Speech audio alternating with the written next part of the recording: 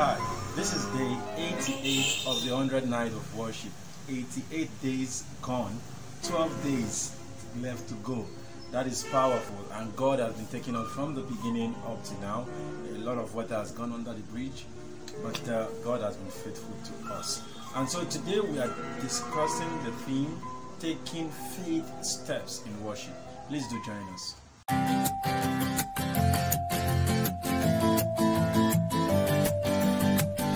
Welcome once again. Like I said, we're discussing taking faith steps in worship, and this topic to me is very foundational, and we should have treated it from the beginning, but I think we did in some kind of way.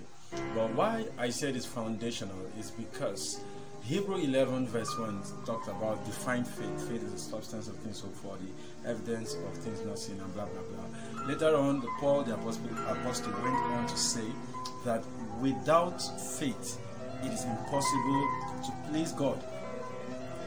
Without faith it is impossible to please God. Worship is about pleasing God or honoring God. Like David, God himself said of David, he said, I have found in the house of Jesse a man after my heart, a man that pleases me. That is what God was saying. And what do you know about David?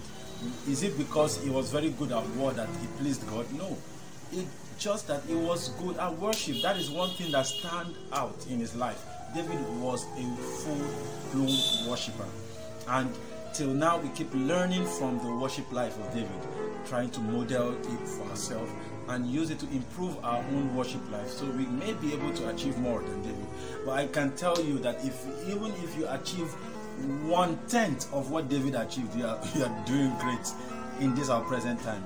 The truth is that many of us don't really worship the way we ought to, and I now understand why David said that I understand more than the ancients, more than his teachers. He got to understand what this thing is, how you can relate to God, how you can worship God, and he did it very well.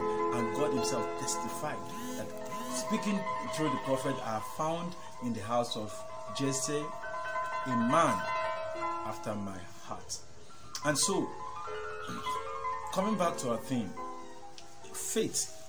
He said, without faith, it is impossible to please God. And that means it's also impossible to worship God. That is the first point. And then he said that he that must come to him in prayer, in worship, in anything, in service, he that must come to him must believe that he is, and is a rewarder of them that diligently seek him. So if you don't believe in the existence of God, how can you worship a God you don't believe exists?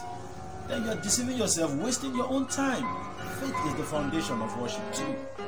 So if you really want to worship God, you must have faith. It's the foundation. So taking faith step in worship is what we're discussing. Our key text is in the same Hebrew 11 but verse 21, and it talks about Jacob. That he said, by faith Jacob blessed both sons of Joseph. And by faith he blessed them, leaning and worshipped, leaning upon his staff. He worshipped. He did two things by faith. He blessed the sons of Joseph, and he worshipped. So by faith he worshipped. It's not with, you cannot worship God without faith. And back again, roll back to the beginning of that same chapter. He said, without faith it is impossible to please God. Without faith it is impossible to worship God. So I hope and I pray that every one of us that says we are worshippers, I hope you really believe in God. You have faith, that foundational faith in God. If your faith in God is shaking, you can't really worship. That is just the truth.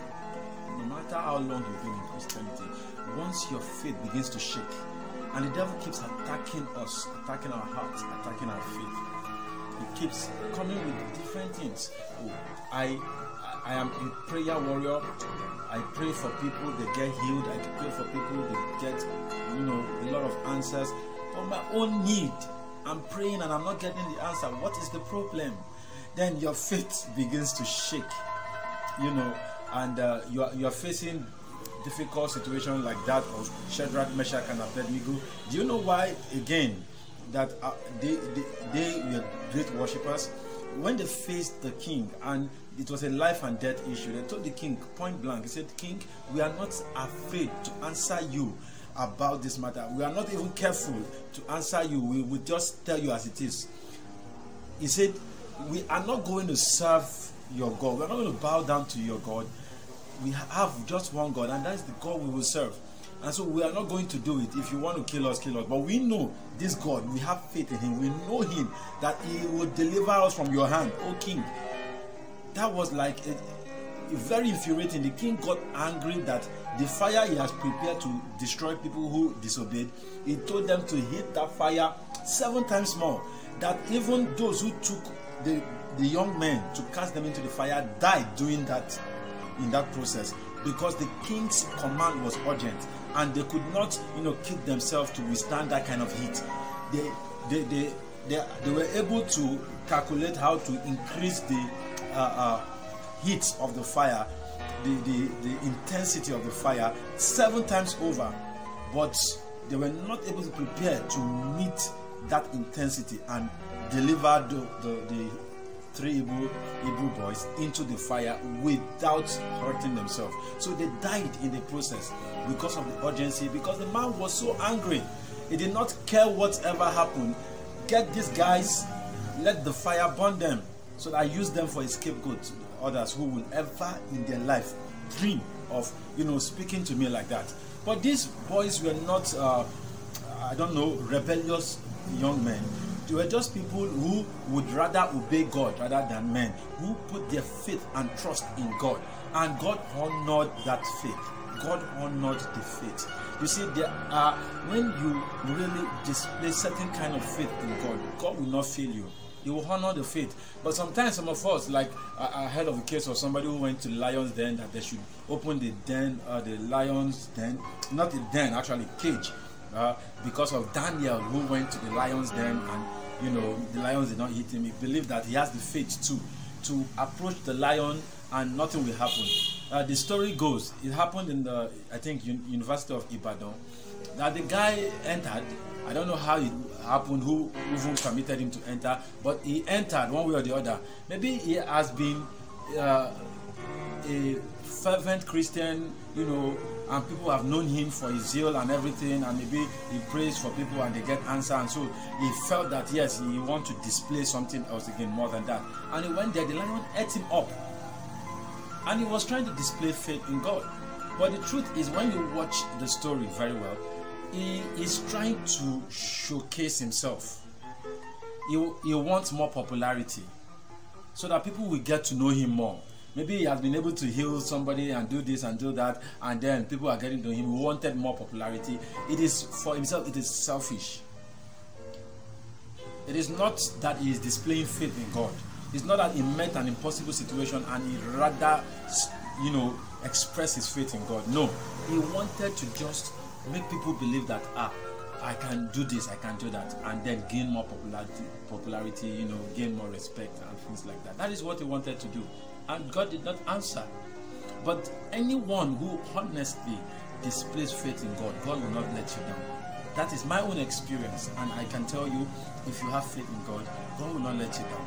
But then, if you say you are a worshiper and your faith is shaken due to many things you've gone through in life, and you feel like, wow, I don't think God exists. I think this thing is the whole works, and it's maybe it's not even real. Christianity is somebody's